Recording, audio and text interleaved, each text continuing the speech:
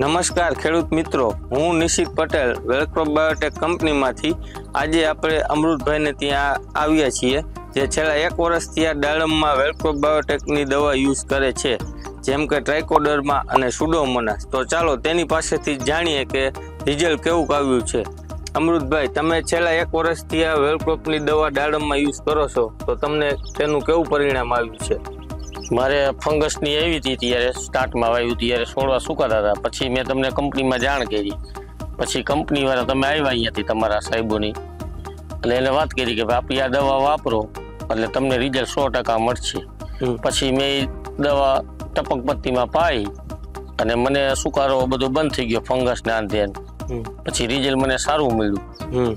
પછી મેં તમને ટાઈમે ફોન કરતો, તમે આવીને કહેતા, એ પ્રમાણે હું દવા ટપક પટ્ટીમાં ચડાવી દેતો.